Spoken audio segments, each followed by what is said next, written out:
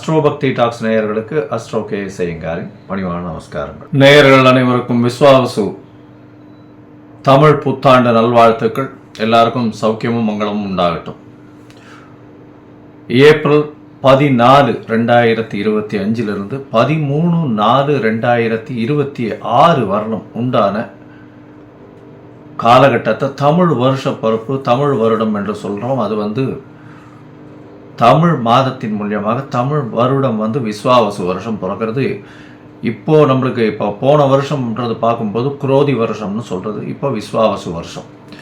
சரி, இந்த விஸ்வாவசு வருஷத்தில் என்னென்ன கிரகச்சாரங்கள், கிரக மாற்றங்கள் இருக்குது, இந்த வருஷம் பிறக்கும் பொழுது என்ன கிரக நிலைகள் இருக்குது, என்னென்ன கிரகங்கள் மாற்றங்கள் அமையிறது, பெரிய கிரகங்கள் வருட கிரகங்கள்னு சொல்லக்கூடிய சூரியன், அதாவது குரு, சனி, ராகு, கேது இவர்களுடைய மாற்றங்கள் என்ன, மாத கிரகங்கள்னு சொல்லக்கூடிய சூரியன், செவ்வாய், புதன், சுக்கிரன் இவா 4 பேரும் மாத கிரகங்கள்னு சொல்லக்கூடியது. சந்திரன் தினக்கோள், அதாவது 2.25 நாளைக்கு ஒரு ராசியிலிருந்து அடுத்த ராசிக்கு போகிறார். பொதுவாகவே பார்த்தீங்கன்னா இந்த வருடம் பிறக்கும் பொழுது தமிழ் வருடத்தின் ராஜா அப்படின்னு குறிப்பிடக்கூடியவர் பங்குனி மாதத்தின் அமாவாசை வரக்கூடிய நாளின் அடுத்த நாள், அதாவது இந்த தெலுங்கு வருடம் யுகாதி இருக்கு இல்லையா, யுகாதி வருஷம் பிறக்கிறது இல்லையா, யுகாதி தெலுங்கு வருடம் பிறக்கக்கூடிய நாளை அந்த நாளின் ராஜா, அந்த நாளின் நாயகன் யாரோ, அதாவது கிரகம் எதுவோ அதுவே இந்த புது வருஷத்தின் ராஜாவாக எடுத்துக்கொள்ளப்படுறது. அதனால் இந்த வருஷம் பார்த்தேன்னா சூரியன் ராஜாவாகவும் அவரே சேனாதிபதியாகவும் அவரே அர்க்காதிபதியாகவும் வரார். இதை தவிர பார்த்தேனால் அதாவது சந்திரன் மந்திரியாக இருக்கார். அது எப்படி சந்திரன் வரார் அப்படின்னா, இந்த வருஷம் விஸ்வாவசு வருஷம் பிறக்கிறது இந்த திங்கட்கிழமை, அதனால் சந்திரன். அதே மாதிரி பார்த்தேனால் ஆவணி மாதம் சேனாதிபதி எப்படி டிசைட் பண்ணுறது அப்படின்னா, சேனாதிபதினு சொல்லக்கூடியது ஆவணி மாதம் வரக்கூடிய முதல் நாளை சேனாதிபதியும், ஆடி மாதம் அப்படின்னு சொல்லக்கூடியது சஸ்யாதிபதியும். இதெல்லாம் எதுக்கு முக்கியம் அப்படின்னா, சஸ்யாதிபதி அப்படின்னா இந்த விளைச்சல் எப்படி இருக்கும் அப்படின்னு சொல்லக்கூடியது. சேனாதிபதியை எதுக்கு சொல்கிறோம் அப்படின்னா, இந்த இராணுவங்கள், அதை தவிர தளவாடங்கள், அதை தவிர நம்முடைய பாதுகாப்பு, இதை ஆளக்கூடியவர் யார் அப்படின்னா சூரியனாக இருப்பார் இந்த வாட்டி, இந்த வருஷம். அதனால் என்ன ஆகும் அப்படின்னா, இந்தியாவினுடைய பொதுவாகவே இந்த லா அண்ட் ஆர்டர் ரொம்ப ஸ்ட்ராங்காக இருக்கும். மிகவும் கடுமையான சட்டங்கள் பாயக்கூடிய காலகட்டமாக இருக்கும். ஏன்னா சூரியனே ராஜாவாக இருக்கார். அதை தவிர வரிகள் கொஞ்சம் அதிகமாக இருக்கும், விலைவாசி கொஞ்சம் அதிகமாக போகக்கூடிய வாய்ப்புகள் நிச்சயமாக உண்டு. இதை தவிர பார்த்தாலேனால் இந்த செவ்வாய் உங்களுக்கு அதாவது இந்த வருஷம் தனாதிபதினு சொல்லக்கூடியவர் செவ்வாய். தனாதிபதி அதாவது தானியாதிபதினு சொல்லக்கூடியவர் செவ்வாய். தானியங்கள்லாம் விளைவிக்கிறதுக்கு செவ்வாய்ன்றதுனால நெருப்பின் மூலியமாக தானியங்கள் அதாவது லாஸ் ஆகக்கூடிய வகைகள் வாய்ப்புகள் மிகவும் அதிகமாகும். அதை தவிர தானியங்களுடைய ஸ்கேர்சிட்டி கொஞ்சம் அதிகமாக இருக்கும். அதாவது தானியங்கள் கிடைக்கிறதுல கம்மியாக இருக்கும். அதன் மூலியமாக விலைவாசிகள் ஏறக்கூடிய வாய்ப்புகள் மிகவும் அதிகம். தங்கம் விலை ஏறக்கூடிய வாய்ப்புகள் நிச்சயமாக உண்டு. தங்கம் அதிக உச்சம் தொடக்கூடிய வாய்ப்புகள் மிகவும் அதிகம் இந்த வருஷம் பார்த்தாலேயானால். இது ஏன்னா குரு பகவான் 3ஆம் இடத்துல போகிறார். அது அவருடைய வீட்டையே வேறு 9ஆம் இடத்த பாக்கியஸ்தானத்தையும் பார்க்குறார். அதனால் தங்கத்தின் விலை அதிகமாக போகக்கூடிய வாய்ப்புகள் நிச்சயமாக இருக்கும். அதை தவிர பார்த்தாலேயானால் இந்த வருஷம் மழை கொஞ்சம் அதிகமாகவே இருக்கும். ஆனால் தேவையான அளவிற்கு மேல் பெய்யும், தேவையான இடத்தில் பெய்யாமல் போகும். தேவையான இடத்தில் பெய்யாமல் போகும்னா நகரங்களில் கொஞ்சம் அதிகமாக பெய்யக்கூடியதாக இருக்கும். இதன் மூலியமாக இந்த வெள்ளம் வர்றது, அந்த மாதிரியான பிரச்சனைகள் கொஞ்சம் அதிகமாகவே இருக்கும். அதனால் தண்ணீர் பற்றாக்குறை சற்று இருக்கக்கூடிய காலகட்டமாகவே அமையும். சரி, மொத்தத்தில் இந்த வருஷத்தில் பார்த்தேன்னா சூரியனுடைய கட்டுப்பாட்டில் எல்லா விஷயங்கள் வர்றதுனால நாட்டை ஆளக்கூடியவர்களுக்கு நல்ல ஒரு ஏற்றமான காலகட்டமாக இருக்கும். இருந்தாலும் கடுமையான சட்டங்கள் கொஞ்சம் அதிகமாக வரக்கூடிய வாய்ப்புகள் நிச்சயமாக உண்டு. சனியும் ஆட்சியில் போயிருக்கார். இந்த வாட்டி கும்பத்திலேயே போய் ஆட்சியில் இருக்கிறது, மூலத்திரிகோண வீட்டில் இருக்கிறதுனால தொழிலாளர்களுக்கு மிகவும் கடினமான காலகட்டமாக இந்த வருஷம் அமைய போகிறது. பணப்பற்றாக்குறை கொஞ்சம் அதிகமாகவே இருக்கும். தொழிலாளர்கள் மத்தியில் பண வரத்து அதிகமாக இருக்காது. ஃப்ரீ ஃப்ளோ ஆஃப் மணி இருக்கிறதுக்கு வாய்ப்புகள் மிகவும் கம்மி. வியாபாரிகளுக்கு சற்று பின்னடைவு இருக்கும். ஏன்னா இந்த வருஷம் பிறக்கும் பொழுதே வந்து புதன் 12ஆம் இடத்துல நீச்சப்பட்டு போகிறார். விரயங்கள் வியாபாரிகளுக்கு கொஞ்சம் அதிகமாகவே இருக்கும். லாசஸ் கொஞ்சம் அதிகமாக இருக்கக்கூடிய வாய்ப்புகள் நிச்சயமாக உண்டு. இருந்தாலும் நீச்ச பங்கம் அடைகிறார், அதாவது இதை விட்டு வெளியில் போகிறதுனால நல்ல ஏற்றங்கள் கிடைக்கக்கூடிய காலகட்டமாகவும் அமையும். வியாபாரத்தின் மூலியமாக இந்த ஷேர் மார்க்கெட் இண்டிசஸ்லாம் பார்த்தீங்கன்னா, ஷேர் மார்க்கெட் இண்டிசஸ்லாம் வந்து உள்நாட்டு உற்பத்தி வெளியில் போய் அது ஒரு பெரிய ஏற்றத்தை கொடுக்கும். இம்போர்ட் எக்ஸ்போர்ட் பிஸ்னஸ் ஒரு பெரிய மாற்றம், பெரிய உச்சத்தை தொடக்கூடிய வாய்ப்புகள் நிச்சயமாக உண்டு. மொத்தத்தில் பார்த்தோம்னா இந்த வருஷம் பெரிய ஏற்றம் நல்லபடியாக இருக்கும். பெண்களுக்கு மிகவும் ஏற்றமான வருஷம். பெண்கள் வந்து எல்லா இடத்துலையும் வந்து ஒரு ஐகானிக் ப்ரெசன்டேஷன் இருப்பாங்க. ஏன்னா சுக்கிரன் வந்து உச்சம் பெற்று போயிருக்கக்கூடிய காலகட்டத்தில் இந்த வருஷம் பிறகுறது அது ஒரு பெரிய ஏற்றம்.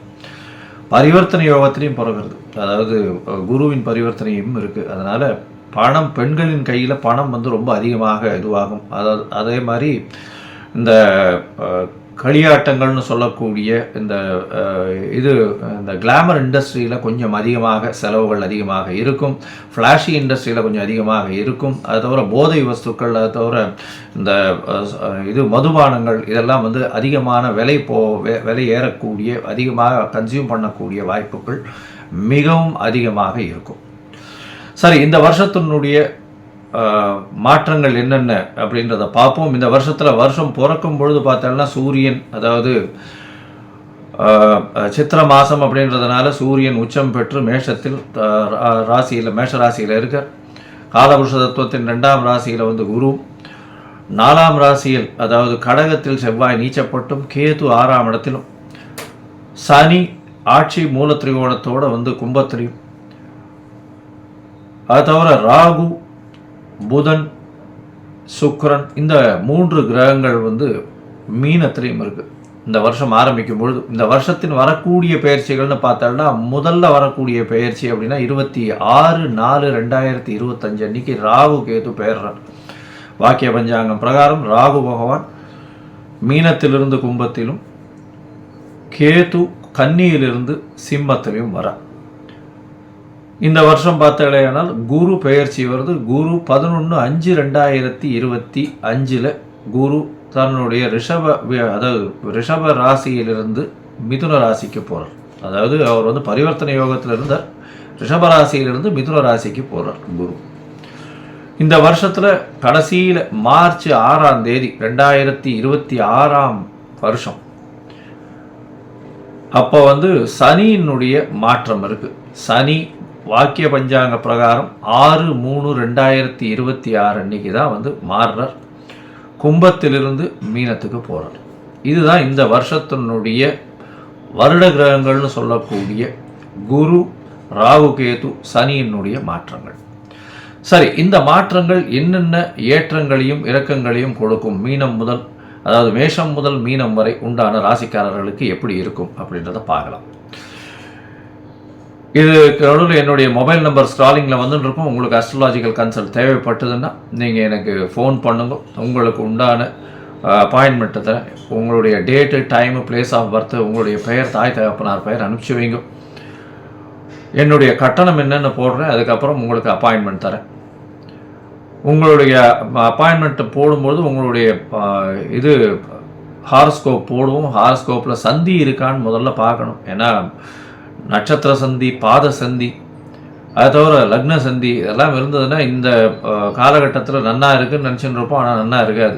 எதனாலன்றதே புரியாது. உங்களுக்கு வந்து துலா லக்னமாக இருக்கும், நல்ல தசை நடக்கிறதுன்னு நினச்சின்னு இருப்போம். ஆனால் நல்ல தசையாகவே இருக்காது உங்களுக்கு. ஏன்னா அது லக்ன சந்தியாக வந்திருக்கும். விசாகம் 3ஆம் பாதம் நினச்சின்னு இருப்பீங்க, விசாகம் 4ஆம் பாதம் ரிச்சிக லக்னமாக இருக்கும். அதனால் நிறைய பேருக்கு என்கிட்ட வர்றவாளுக்கு 40, 45 வயசு, 50 வயசுலாம் இருக்கிறவாள்லாம் அவள் நட்சத்திரமே தெரியாமல் அவள் வந்து மிருகசீரிஷம்னு சொல்லிட்டு இருப்பாள். மிருகசீரிஷம் 2ஆம் பாதம்னா ரிஷபத்தில் வரும், 3ஆம் பாதம்னா மிதுனத்தில் வரும். அதனால் அந்த மாற்றத்திலேயே அவர்கள் வந்து யாருக்கு அர்ச்சனை பண்ணுறோம்னே தெரியாமல் பண்ணிட்டு இருப்பாள். அதனால் சந்தி முதல்ல தெரிஞ்சுட்டு எந்த நட்சத்திரம், என்ன பாதம், என்ன லக்னம், என்ன லக்னத்தின் பாதம் அப்படின்றத தெரிஞ்சுட்டு அவர்களுக்கு இப்பொழுது ஏற்ற தசையாக இந்த காலகட்டத்தில் நடக்கக்கூடிய தசாபுக்தி, அந்தரம், சூக்ஷ்மம், அதை தவிர கோல்சாரம் எப்படி இருக்குது அப்படின்றத வச்சு அவர்களுடைய பலன்கள் எப்படி இருக்கும் அப்படின்றதையும் சொல்கிறேன்.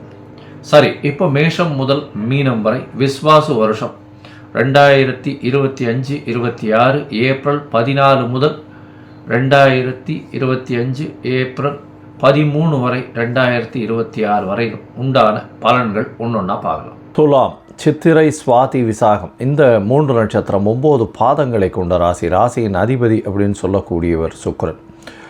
இந்த வருஷம், அதாவது விஸ்வாவசு வருஷம் பிறக்கும்பொழுது ராசிநாதன் 6ஆம் இடத்துல உச்சம் பெற்றிருக்கார், வக்கரகதியில் இருக்கார். இருந்தாலும் பரிவர்த்தனை யோகத்திலையும் இருக்கார். இருந்தாலும் மாத கிரகம் அப்படின்னு சொல்கிறதுனால வருஷத்துக்கு உண்டான பலன் பார்க்கும்பொழுது பெரிய மாற்றத்தை அவர் கொடுக்கறது கிடையாது. வருஷ கிரகம்னு சொல்லக்கூடிய குரு, சுக்கிரன், அதாவது குரு, சனி, ராகு, கேது இந்த 4 கிரகங்களினுடைய மாற்றங்களை வச்சு தான் இந்த வருஷ கிரகங்களினுடைய பலன்களை சொல்கிறோம். இந்த வருஷம் பார்த்தாலேயானால் இந்த விஸ்வாவசு வருஷத்தில் துளாராசிக்காரர்களுக்கு பெரிய ஏற்றமான காலமாக இருக்க போகிறது. எப்படின்னா உங்களுடைய ராசிக்கு 6ஆம் இடத்துல இருக்கக்கூடிய ராகு, 12ஆம் இடத்தில் இருக்கக்கூடிய கேதுவும் 26/4 அன்றைக்கி மாறுறாங்க. 26/4 அன்றைக்கி மாறும்பொழுது பார்த்தாலேயானால் உங்களுடைய ராசிக்கு 5ஆம் இடத்தில் ராகு வரார், 11ஆம் இடத்தில் கேது போகிறார். இது ஒரு நல்ல ஏற்றத்தை கொடுக்கக்கூடிய காலகட்டம். எதனால் அப்படின்னா திரிகோணத்தில் போய் ராகு பகவான் இருந்தாலும் குருவின் பார்வையில் வரார். அதாவது 26/4 அன்றைக்கி ராகு கேது பெயர்ச்சி, 11/5 அன்றைக்கி குருவின் பெயர்ச்சி வேறு. அதனால் பார்த்தாலேயானால் உங்களுடைய ராசிக்கு 5ஆம் இடம் வலுப்பெற்று போகிறது. 5ஆம் இடத்துல பார்த்தாலேயானால் ராகு, சனி 2 பேருமே இருக்கா. சனி கிரகம் அதாவது இந்த துலா ராசி, துலா லக்னக்காரர்களுக்கும் ரிஷப ராசி, ரிஷப லக்னக்காரர்களுக்கும் மிகப்பெரிய யோகர். அதனால் அவர் பெரிய ஏற்றத்தை கொடுப்பார். என்ன ஏற்றத்தை கொடுப்பார் அப்படின்னா அரசாங்க செல்வாக்கை கொடுப்பார். அதை தவிர பார்த்தாலேயானால் 5ஆம் இடத்தினுடைய காரகத்துவம்னு சொல்லக்கூடிய குழந்தை பிராப்தியை கொடுப்பார். அதுவும் பார்த்தாலேயானால் 5ஆம் மாதத்துக்கு மேலே, அதாவது இது 11/5க்கு மேலே பார்த்தோன்னா குரு பெயர்ச்சியும் ஆயிடுறது. அதனால் குரு உங்களுடைய ராசிக்கு 5ஆம் இடத்தையும் பார்க்கறதுனால, 9ஆம் பார்வையை பார்க்கறதுனால பார்த்தோன்னா புத்திர காரகனே பார்க்கறதுனால கண்டிப்பாக குழந்தை பிராப்தி ஏற்படக்கூடிய பாக்கியம் உண்டு. 5ஆம் இடம் ராகு இருக்கிறதுனால புதிய பதவி, புகழ், அந்தஸ்து, கௌரவம்லாம் கிடைக்கும். இவ்வளோ நாளாக பார்த்தோன்னா எல்லா விஷயங்கள்லையும் சற்று பின்னடைவு இருந்திருக்கும். ஏன்னா குரு பகவான் மறைஞ்சி இருக்கக்கூடிய காலகட்டமாக இருக்கும். என்ன தான் 3/8 அதிபதி அவர் அதாவது 3/6 அதிபதி 8ஆம் இடத்துல இருந்தாலும் குரு 8ஆம் இடத்தில் போகிறதுனால அந்த அளவு உங்களுக்கு அதாவது எந்த அளவு பெரிய சோபிக்காது. அதனால் எல்லா விஷயங்களும் சற்று கொஞ்சம் கொஞ்சமாக பிரச்சனைகளில் இருந்த விஷயங்கள் எல்லாமே இப்போ விலகக்கூடிய வாய்ப்புகள் உண்டு. ராசிக்கு 5ஆம் இடத்துல ராகு வர்றது பெரிய விசேஷத்தை கொடுக்கும். ஏன்னா ராகுவுக்கு பொதுவாகவே ராகு எந்த இடத்துல நிற்கிறாரோ அந்த இடத்தினுடைய அதிபதி ஆட்சி உச்சம் பெற்றிருந்தால் மிகப்பெரிய ஏற்றத்தை கொடுப்பார்ன்றது ஜோதிட சாஸ்திரம். இப்போ பார்த்தாலேயானால் ராகு உங்களுடைய ராசி, அதாவது உங்களுடைய ராசிக்கு 5ஆம் இடத்துல இருக்கக்கூடிய சனியோடு சேர்ந்து இருக்கக்கூடிய காலகட்டம் பெரிய ஏற்றத்தை கொடுக்க போகிறார்.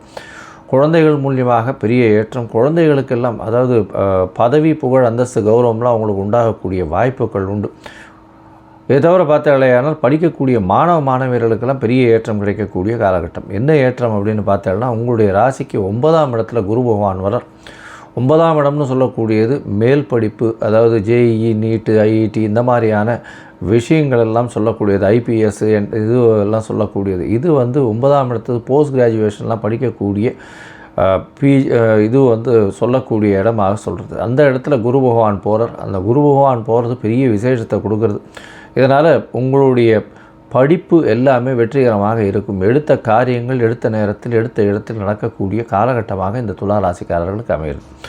துளாராசிக்காரர்களை பொறுத்தவரையிலும் குரு பகவான் உங்களுடைய ராசிக்கு 9ஆம் இடத்துல போய் இருக்கார். ஓடிப்போனவனுக்கு 9ல் குருவும், அகப்பட்டவனுக்கு அஷ்டமத்து சனியும் ஜோதிட சாஸ்திரம் சொல்கிறது. அது மாதிரி 9ஆம் இடத்தில் குரு பகவான் போகும்போது மிகப்பெரிய யோகத்தை கொடுப்பார். ராசிக்கு 9ஆம் இடத்துக்கு போகும்போது 1, 5, 9ன்னு சொல்லக்கூடிய 3 இடத்தையும் அவரால் பார்க்க முடியும்.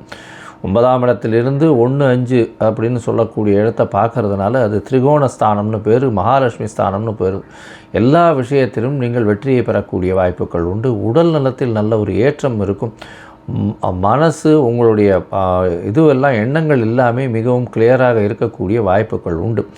இவ்வளவு நாளாக பயங்கர ஸ்ட்ரெஸ்ஃபுல்லாக இருந்திருப்பீங்க. இப்போ மனசில் கிளியராக இருக்கக்கூடிய வாய்ப்புகள், எடுத்த காரியங்கள் நிச்சயமாக வெற்றி பெறக்கூடிய வாய்ப்புகள் நிச்சயமாக உண்டு. உங்களுடைய ராசிக்கு பார்த்தாலேயானால் மூன்றாம் இடத்தை குரு பார்க்குறார். குரு மூன்றாம் இடத்தை பார்க்குறதன் மூலியமாக முயற்சிகள் எல்லாமே வெற்றி பெறும். அதுவும் ஆண் மலட்டுத்தன்மை இருப்பவர்களுக்கு ஆண் மலட்டுத்தன்மை இறங்கக்கூடிய வாய்ப்புகளும், அவர்களுக்கு கவுன்ஸ் அதிகமாகக்கூடிய வாய்ப்பும், அதன் மூலியமாக குழந்தை பிராப்தி ஏற்படக்கூடிய பாக்கியமும் நிச்சயமாக உண்டு. இந்த வருஷம் பார்த்தாலேயானால் கேது உங்களுடைய ராசிக்கு 11ஆம் இடத்துல இருக்கிறதுனால பெரிய ஏற்றம் கிடைக்கக்கூடிய காலகட்டம். என்ன அப்படின்னா, தொழிலில் அபரிமிதமான ஏற்றம் கிடைக்கும். தொழிலில் லாபங்கள் அதிகமாக இருக்கக்கூடிய காலகட்டம். மொத்தத்தில் பார்த்தாலேயானால் துலா ராசிக்காரர்களுக்கு ஒரு வெற்றிகரமான வருஷமாக இந்த வருஷம் ஆரம்பிக்கிறது. இந்த வருஷம் மொத்தமே அவர்களுக்கு மிகப்பெரிய வெற்றியை கொடுக்கக்கூடிய காலகட்டமாக அமைய போகிறது. 26/4 பொழுது ராகு கேதுவின் மாற்றம் மிகப்பெரிய ஏற்றத்தை கொடுக்க போகிறது. அவர்களுக்கு பதவி, புகழ், அந்தஸ்து, கௌரவம்லாம் வரக்கூடிய வாய்ப்பும், அவர்களுக்கு குழந்தை பிராப்தி ஏற்படக்கூடிய காலகட்டமாகவும் அமைய போகிறது. குருவின் மாற்றம் மிகப்பெரிய ஏற்றத்தை கொடுக்கக்கூடிய காலகட்டமாக அமையும். ஏன்னா 9ஆம் இடத்துல குரு வர்றது வெளிநாடு போய் படிக்கக்கூடிய வாய்ப்பை கொடுக்கும். தந்தையின் மூலியமாக நல்ல ஒரு செல்வாக்கு கிடைக்கும். தந்தையின் மூலியமாக நல்ல அனுசரணையான விஷயங்கள் கிடைக்கும். தந்தையின் மூலியமாக நல்ல ஒரு ஏற்றம் கிடைக்கும். பாக்கியங்கள், அதாவது நினைத்த இடத்தை, நினைத்த காரியத்தை நினைத்த நேரத்தில் முடிக்கக்கூடிய வாய்ப்புகள் நிச்சயமாக உண்டு. உங்களுடைய ராசிக்கு தொழிலில் ஒரு பெரிய ஏற்றம் கிடைக்கக்கூடிய காலகட்டமாக இருக்கும். கூட்டு தொழிலில் வெற்றி பெறக்கூடிய வாய்ப்புகள் நிச்சயமாக இருக்கும். முயற்சிகள் எல்லாமே வெற்றி பெறக்கூடிய பாக்கியம் உண்டு. ஆண் மலட்டுத்தன்மை நீங்கி குழந்தை பிராப்தி ஏற்படக்கூடிய பாக்கியம் நிச்சயமாக இருக்கும். உடல் நலத்தில் நல்ல ஒரு ஏற்றம் கிடைக்கக்கூடிய காலகட்டமாக அமைய போகிறது. தொழிலில் அபரிமிதமான லாபம் வரக்கூடிய காலகட்டமாக போகிறது. மொத்தத்தில் பார்த்தாலேயானால் இந்த துலா ராசிக்காரர்களுக்கு இந்த வருஷம் மிகப்பெரிய பொன்னான ஆண்டு.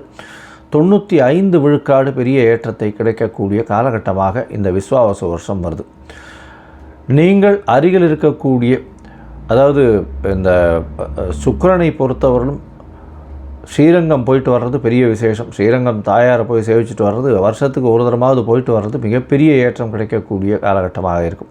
உங்களால் முடிஞ்சதேயானால் சுக்கிரனை போய் வழிபட்டு வர்றதும், அதை தவிர இந்த இதில் நவகிரகம் கோவிலில் இருக்கக்கூடிய நவகிரகத்தில் இருக்கக்கூடிய சுக்கிரனுக்கு நெய்யில் கல்கண்டு போட்டு பஞ்சு திரி வச்சு விளக்கேற்றுவோம். அது பண்ணலையானால் உங்களுக்கு எல்லா விதமான பிரச்சனைகளும் போய் பெரிய வெற்றி ஏற்படக்கூடிய வாய்ப்புகள் நிச்சயமாக உண்டு. விருச்சிகம், விசாகம், அனுஷம், கேட்டை இந்த 3 நட்சத்திரம் 9 பாதங்களை கொண்ட ராசி. ராசியின் அதிபதி இந்த வருஷம் ஆரம்பிக்கும் போது உங்களுடைய ராசிநாதன் 9ஆம் இடத்துல நீச்சப்பட்டு போகிறார். மாத கிரகம்ன்றதுனால பெரிய மாற்றங்கள், அதாவது என்ன சொல்கிறது, வருஷம் மொத்தம் அப்படி இருக்கும்ன்றது கிடையாது. ஒரு மாதம் கழித்து அவர் மாறிடுவார். அதனால் நிச்சயம் ஏற்றங்கள் இருக்கும். பொதுவாகவே மாத கிரகங்களை வச்சு வருஷ பலன்களை சொல்கிறதில்ல. வருஷ பலன்கள்னு சொல்லும் பொழுது பார்த்தாலேயானால் வருஷத்தினுடைய கிரகங்கள்னு சொல்லக்கூடிய குரு, ராகு, கேது மற்றும் சனியினுடைய மாற்றங்களை வச்சு தான் வருஷ பலன்கள் சொல்கிறோம். குருவினுடைய மாற்றம் பார்த்தாலேயானால் இந்த வருஷம் 11/5/2025 அன்றைக்கி குரு உங்களுடைய ராசிக்கு சப்தமத்திலேருந்து 8ஆம் இடத்துக்கு போகிறார். இதன் மூலியமாக பார்த்தாலேயானால் மறைந்து இருக்கக்கூடிய குரு 2/5 அதிபதி 8ஆம் இடத்துல போய் மறைஞ்சிருக்கிறது அந்த அளவு விசேஷத்தை கொடுக்காது. இருந்தாலும் பணவரவிற்கு கொஞ்சம் குறைச்சல் இருக்காது. பணவரவு அபரிமிதமாக இருக்கும். உங்களுடைய தாயின் உடல்நிலையில் நல்ல ஒரு ஏற்றம் இருக்கக்கூடிய காலகட்டமாக இருக்கும். கொஞ்சம் அலைச்சல் அதிகமாக இருக்கும். படிக்கக்கூடிய மாணவர்களுக்கு நல்ல ஒரு ஏற்றம் இருக்கக்கூடிய காலகட்டம். வெளிநாடு ஷார்ட் ட்ரிப் போயிட்டு வரக்கூடிய பாக்கியம் நிச்சயமாக இருக்கும். 8ஆம் இடத்தில் இருக்கக்கூடிய குரு பகவான் நல்ல ஒரு ஏற்றத்தை கொடுப்பார். வெளிநாடு போயிட்டு வரக்கூடிய பாக்கியம், அதை தவிர வேலை நிமித்தமாக வெளிநாடு போகக்கூடிய வாய்ப்புகள் நிச்சயமாக இருக்கக்கூடிய காலகட்டமாக அமைப்போகிறது. 12ஆம் இடத்தையும் குரு பார்க்குறார். இதன் மூலியமாக வெளிநாட்டில் இருப்பவர்கள் விருச்சிக ராசிக்காரர்கள் அவர்களுக்கு கண்டிப்பாக, அதாவது பர்மனன்ட் ரெசிடென்ஷிப் கிடைக்கக்கூடிய வாய்ப்புகள் நிச்சயமாக கிடைக்கும். இந்த வருஷம் பார்த்தீங்கன்னா உடல் நலத்தில் சற்று ஜாகிரதையாக இருக்கணும். ஏன்னா 4ஆம் இடத்துல பார்த்தீங்கன்னா அர்த்தாஷ்டம சனி நடக்கிறது. சனி பகவான் 4ஆம் இடத்துல இருக்கிறதும் ராகு பகவானும் சேர்ந்து இருக்கக்கூடிய காலகட்டமாக வருது. இந்த வருஷத்தில் விஸ்வாவச வருஷம் பிறந்து ஒரு 10-12 நாள்லேயே ராகு கேது பயிற்சியும் வருது. 26/4/2025 பார்த்தீங்கன்னா ராகு பகவான் உங்களுடைய ராசிக்கு 4ஆம் இடத்துக்கு வரார். கேது உங்களுடைய ராசிக்கு பார்த்தாலும் 10ஆம் இடத்துல போய் இருக்கார். இந்த காலகட்டத்தில் பார்த்தாலேனா குருவின் பார்வை மிகப்பெரிய ஏற்றத்தை கொடுக்க போகிறது. உங்களுடைய இதுக்கு 4ஆம் இடத்தை குரு பார்க்குறார். இதன் மூலியமாக பார்த்தோம்னா புதிய வாகனங்கள் வாங்கக்கூடிய வாய்ப்புகள் உண்டு. இருந்தாலும் வாகனங்கள் மூலியமாக சிறு சிறு பிரச்சனைகள் வரக்கூடிய வாய்ப்புகள் உண்டு. அலைச்சல் ரொம்பவுமே அதிகமாக இருக்கும். அதாவது ஒரு பண வரவிற்கு பஞ்சம் இருக்காது. எது எடுத்தாலும் பணம் வரும். ஆனால் அலைச்சல் ரொம்பவுமே அதிகமாக இருக்கும். உடல் நலத்தில் சற்று ஜாகிரதையாக இருக்கிறது ரொம்பவும் நல்லது. இந்த வருஷம் பார்த்தீர்களே ஆனால் உங்களுடைய ராசிக்கு 8ஆம் இடத்துல இருக்கக்கூடிய குரு ராசிக்கு 2ஆம் இடத்தை பார்க்குறார். தனஸ்தானத்தை தனகாரகனை பார்க்குறது பெரிய விசேஷம். இதன் மூலியமாக பார்த்தீர்களேனால் எந்த இடத்திலும், அதாவது ஆயில் கொட்டுற மாதிரி டேப்பை திறந்தால் ஆயில் எப்படி ஒரு பிசிறு இல்லாமல் கொட்டுமோ அந்த அளவுக்கு பணம் வரக்கூடிய பாக்கியம் நிச்சயமாக இருக்கும். நல்ல உறக்கம் இருக்கும். உங்களுடைய சுகஸ்தானம், அதாவது அயன சயன போகஸ்தானம் நல்லபடியாக இருக்கிறதுனால நல்ல ஒரு தூக்கம் வரும். தூக்கம் கெடக்கூடிய வாய்ப்புகள் நிச்சயமாக இல்லை. இந்த வருஷம் புதிய தொழில் அமையக்கூடிய பாக்கியம் உண்டு. ஏன்னா 10ஆம் இடத்தில் இருக்கக்கூடிய கேது பகவான் தொழிலில் ஒரு மாற்றத்தை ஏற்படுத்தி கொடுக்கக்கூடிய காலகட்டமாக அமையப்போகுது. தொழிலில் ஒரு பெரிய ஏற்றம் கிடைக்கும். மாற்றம், அதுவும் அனலிட்டிக்கல் சைடில் ரொம்ப ஸ்ட்ராங்காக இருக்கக்கூடிய காலகட்டமாக அமையும். இந்த விருச்சிக ராசிக்காரர்கள், அதுவும் இந்த police, army services, uniform services, security cards, இந்த மாதிரியான இதில் இருக்கிறவங்க, நெருப்பு சம்பந்தம், அது தவிர இரும்பு சம்பந்தம், அது தவிர சமையல் கலை வல்லுநர்கள், டாக்டர்ஸு, மருத்துவ சம்பந்தம், இவங்களுக்கெல்லாம் நல்ல ஒரு ஏற்றம் இருக்கும். இவர்களுக்கு பார்த்தலையானால் மறைந்த இடத்திலிருந்து பண வருமானம் அதிகமாக இருக்கக்கூடிய காலகட்டமாக இருக்கும். 4ஆம் இடத்தில் இருக்கக்கூடிய சனி தாயின் உடல் நலத்தில் சற்று பின்னடைவை கொடுக்கக்கூடிய காலகட்டமாக அமையும். இதை தவிர பார்த்தலையானால் உங்களுடைய ராசிக்கு 9ஆம் இடத்திலும் அந்த அளவு ஏற்றத்தில் இல்லை. இதனால் தந்தையின் உடல்நிலையிலும் சற்று பின்னடைவு இருக்கும். உங்களுடைய உடல்நிலைக்கும் பார்த்தலையானால் அந்த அளவுக்கு ஏற்றம் இருக்கக்கூடிய வாய்ப்பில்லை. ஏன்னா அர்த்தாஷ்டம சனி நடக்கிறதுனால. அதனால் உடல் நலத்தை மிகவும் கவனமாக பார்த்து கொள்வது ரொம்பவும் நல்லது. மொத்தத்தில் பார்க்கும்பொழுது இந்த விருச்சிக ராசிக்காரர்களுக்கு உடல் நலத்தில் சற்று பின்னடைவு இருக்கும். அலைச்சல் கொஞ்சம் அதிகமாக இருக்கக்கூடிய காலகட்டம். பணவரவிற்கு கம்மி இருக்காது. உங்களுடைய ராசிக்கு வெளிநாடு, வெளியூர், வெளிமாநிலம் செல்லக்கூடிய பாக்கியம் நிச்சயமாக வரும். ஷார்ட் ட்ரிப் போயிட்டு வரக்கூடிய வாய்ப்பு. வெளிநாட்டில் இருக்கக்கூடியவர்களுக்கு அதாவது பிஆர் கிடைக்கக்கூடிய, பர்மனன்ட் ரெசிடென்ஷிப் கிடைக்கக்கூடிய, க்ரீன் கார்டு கிடைக்கக்கூடிய யோகங்கள் நிச்சயமாக வரும். படிக்கக்கூடிய மாணவர்களுக்கு நல்ல ஒரு ஏற்றம் இருந்தாலும் படிப்பில் மிகவும் கவனம் தேவை. 4ஆம் இடத்துல சனி இருக்கிறதுனால படிப்பில் என்ன தான் படிச்சிங்கன்னாலும் ஞாபகம் இருக்காது. ஜாகிரதையாக இருக்கிறது நல்லது. தாயின் உடல்நிலையிலையும் சற்று பின்னடைவு இருக்கும். தந்தையின் உடல்நிலையில் சற்று பின்னடைவு இருக்கும். உங்களுடைய உடல்நிலையை சற்று கவனமாக பார்த்து கொள்வது நல்லது. அரசியல்வாதிகளுக்கு சற்று பின்னடைவு ஏற்படும். மிகவும் ஜாகிரதையாக பார்த்து கொள்வது நல்லது. இந்த வருஷம் பார்த்தலையானால் விருச்சிக ராசிக்காரர்களுக்கு புதிய தொழில் அமையக்கூடிய வாய்ப்பு, தொழிலில் மாற்றங்கள் ஏற்படக்கூடிய வாய்ப்பு, ஏற்றங்கள் இருக்கக்கூடிய காலகட்டமாக அமையும்.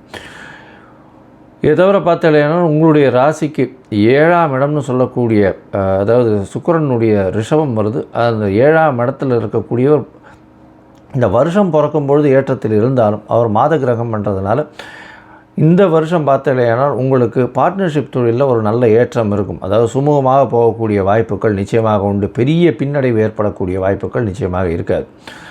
மொத்தத்தில் பார்த்தலையானால் இந்த விருச்சிக ராசிக்காரர்களுக்கு 80 விழுக்காடு பெரிய ஏற்றம் மாற்றமும் இந்த வருஷம் சேரும். இந்த வருஷத்தில் பார்த்தலையானால் நீங்கள் திருச்செந்தூர் கோவிலுக்கு ஒரு தரமாவது போயிட்டு வாங்கும். ஏன்னா சுப்பிரமணிய பெருமாளை சுப்பிரமணிய பெருமானை இந்த செவ்வாயினுடைய அதிபதினு சொல்லுவாள். அதனால் இந்த விருச்சிகம் மேஷத்திற்கு அதிபதியான செவ்வாயினுடைய கடவுளாக சுப்பிரமணியன் சொல்கிறது. அதனால் திருச்செந்தூர் போயிட்டு வர்றதும், அங்கே கடலில் குளித்து விட்டு போயிட்டு வணங்கிட்டு வர்றதும் உங்களுக்கு இந்த வருஷத்தை மிகப்பெரிய ஏற்றமான வருஷமாக கொடுக்கும்.